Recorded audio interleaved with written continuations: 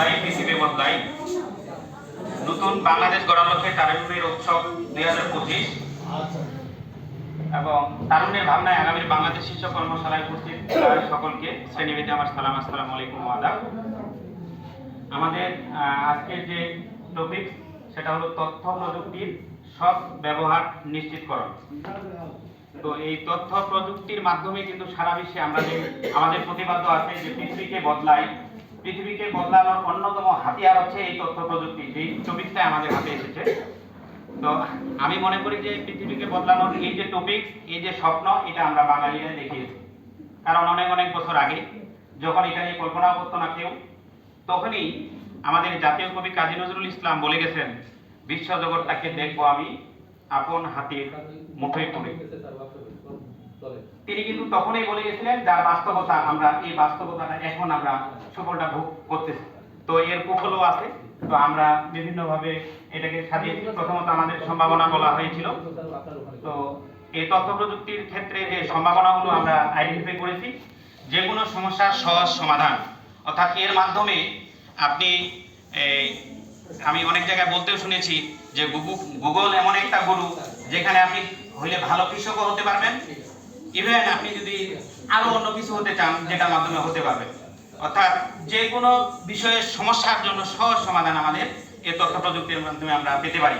বিশেষ করে শিক্ষায় যে কোনো কিছু না জানলে আমি যদি ইচ্ছা করি আমি অক্সফোর্ডে কোনো বই পড়বো, যেটা আসলে সম্ভব না এই বাস্তবে, কিন্তু আমরা এই ইয়ার মাধ্যমে তথ্য প্রযুক্তির মাধ্যমে খুব সহজে করতে পারি। তারপরে পরের পয়েন্টে আমরা আনছি যে উচ্চ শিক্ষায় অবদান, উচ্চ শিক্ষা, উচ্চ গবেষণা, সব ক্ষেত্রে ডাটা, তথ্য এগুলো খুব সহজেই পাওয়ার জন্য আমরা এটাকে খুব সহজেই ব্যবহার করতে পারি। উন্নত চিকিৎসায় এটার অবদান আমরা জানি যে এখন উন্নত চিকিৎসায় আমাদের তথ্য প্রযুক্তির মাধ্যমে বিভিন্ন ধরনের কঠিন এবং জটিল কিছু বিষয়কে সহজেই আমরা সমাধান করতে পারি। তারপরে দক্ষ মানব সম্পদ তৈরিতে আমাদের তথ্য যোগাযোগ প্রযুক্তির ব্যাপক ব্যবহার রয়েছে। আমরা জানি যে আমাদের দেশে অনেক ফ্রিল্যান্সিংয়ের মাধ্যমে দক্ষ হয়ে তারা বৈদেশিক মুদ্রা অর্জন করতেছে এবং আরও নানা পর্যায়ে আমরা দক্ষ মানব সম্পদ তৈরিতে এটাকে কাজে লাগাতে পারি। আরেকটা দিচ্ছি যে কোনো সমস্যার পূর্বানুমান, অর্থাৎ এখন আমরা আবহাওয়া হোক কিংবা কৃষিক্ষেত্রে হোক যে আগামী 7 দিনে বৃষ্টি হবে কিনা, এই ধরনের তথ্যগুলো আমরা তথ্য প্রযুক্তি ব্যবহার করে খুব সহজেই পেতে পারি। তো যেই জিনিসটা বেশি সুবিধা আছে সেটার অসুবিধাও কিছু আছে। অসুবিধাগুলো আমরা আইডেন্টিফাই করছি। প্রযুক্তির সহজলভ্যতা, অর্থাৎ এই প্রযুক্তিটা এত বেশি সহজলভ্য হয়ে গেছে যে যে কেউ ইচ্ছা করলেই যে কোনো পর্যায়ে তথ্য প্রযুক্তি ব্যবহার করতে পারতেছে, এটা একটা সমস্যায় বটে।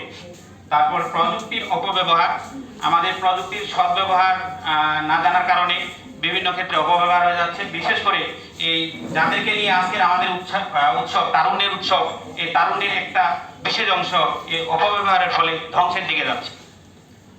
অদক্ষ মনিটরিং ব্যবস্থা, আমাদের এটাকে ঠিক মাত্রায় ঠিক যেন ব্যবহার হয়, এই জন্য অদক্ষ মনিটরিং ব্যবস্থার জন্য এটা বেশি অপব্যবহার হচ্ছে।